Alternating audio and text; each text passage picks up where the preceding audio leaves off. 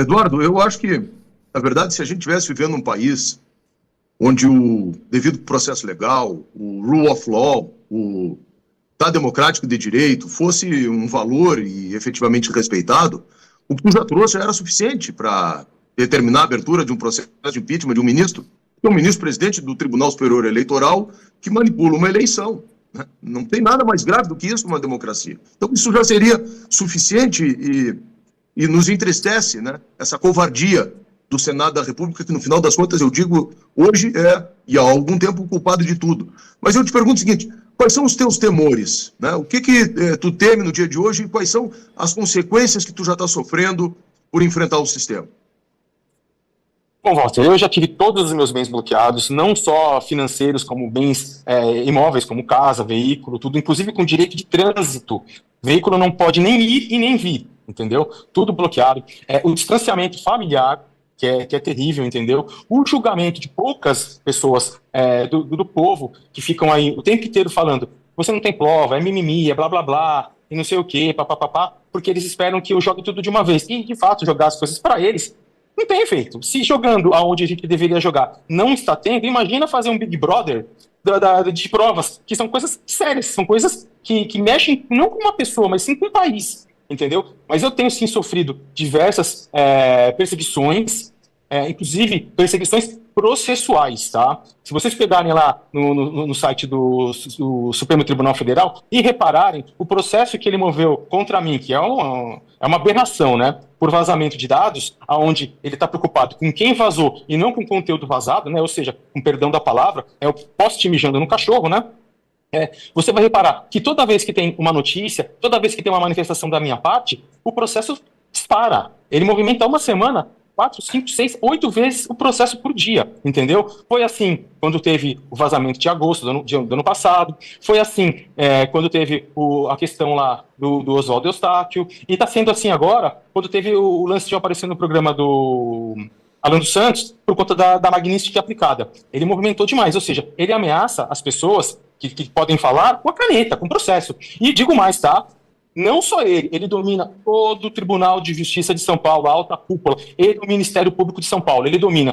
Tanto que a mim tem sido imputado um crime com todo mundo falando que não houve disparo, que foi acidental, que não houve violência, que não aconteceu nada disso, com resíduo gráfico negativo, com vítima dizendo que não aconteceu isso. O próprio Tribunal de Justiça de São Paulo aplicou uma pena, foi condenado, está em segunda instância. E afirmo que vai ser condenado sem qualquer tipo de prova. Por quê? Esse é o tipo de manipulação que Alexandre de Moraes faz. Mas eu não tenho medo, eu não vou ceder, eu vou até as últimas consequências, sejam elas a morte ou a cadeia, mas eu vou denunciar tudo o que Alexandre de Moraes fez e continua fazendo. Tagliaferro, da tua primeira participação aqui, logo no início, me lembro de você bastante emocionado, né? Nervoso, emocionado. E você tem o nosso respeito, você sabe disso. Eu preciso te fazer uma pergunta e já vou emendar em outra pergunta. O que mudou de lá para cá? Você se fortalece ou se fortaleceu depois, né, ao longo desses últimos 15, 20 dias? É a primeira pergunta. E a segunda pergunta.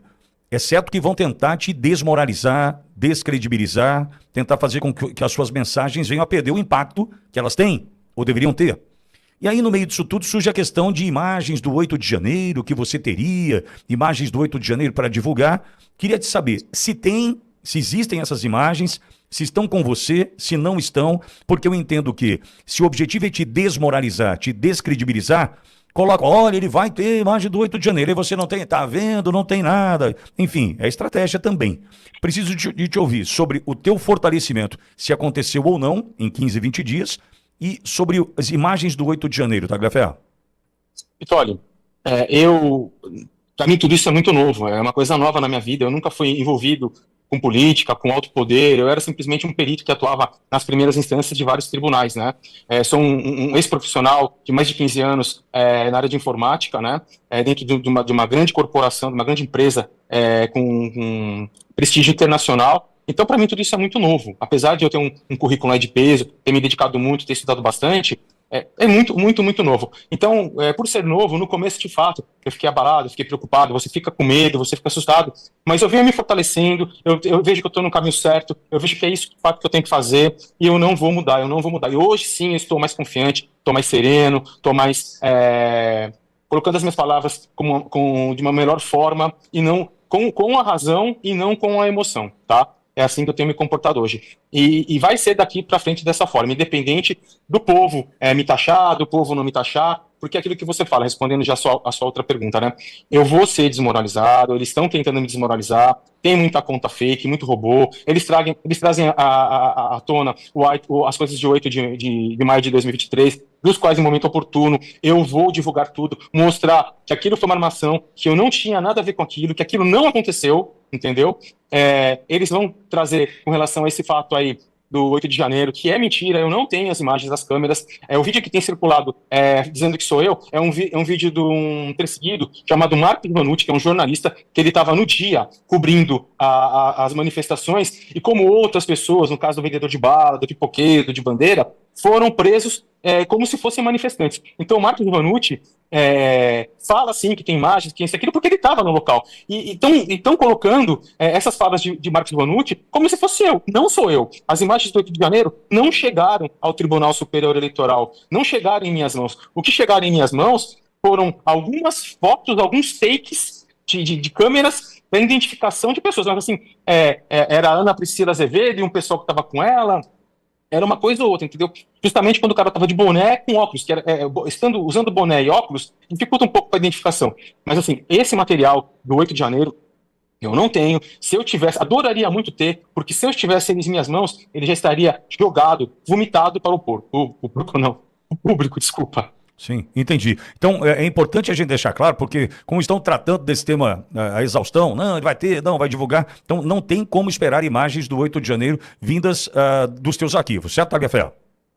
Exatamente. Okay. E da mesma forma que foi divulgado lá no ano passado, não existe 6 gigas de informação. O total que tem no meu telefone, entre conversas, fotos, documentos e vídeos, gira em torno de 1.87 a 2.3 gigas. Não passa disso. Ok. Pois não, Olavo? Eduardo, uma questão bastante importante. Você sabe do seu peso, do seu conhecimento, da importância do que você sabe em relação aos destinos do Brasil.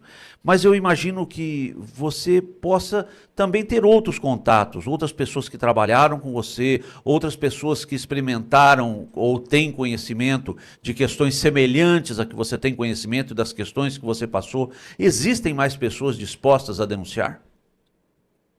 Olha, comigo trabalharam pessoas boas, excelentes, espetaculares, e também pessoas que jogavam no outro time, Olavo. Respeito a posição deles, entendeu?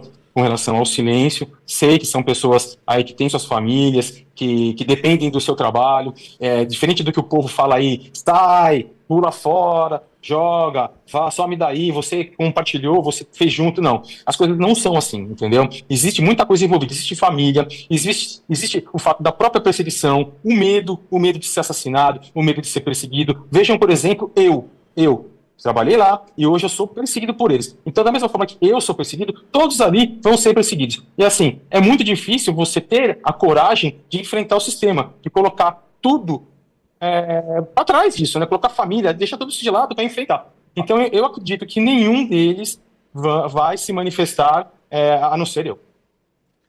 Tagliaferro, o Walter também tem mais uma questão. Pois não, Walter? Olha, eu só quero ver cá, na Câmara dos Deputados e no Congresso, Tagliaferro, tem alguma perspectiva desse assunto ser pautado, de avançar mais ainda?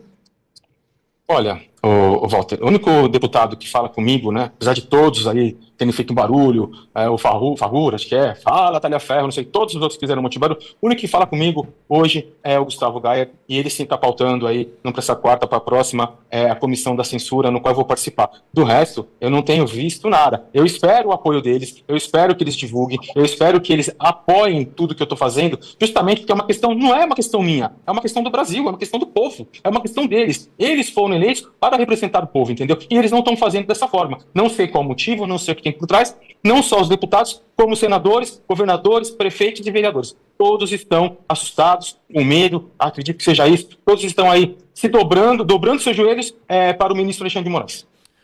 Tagliaferro, uma questão.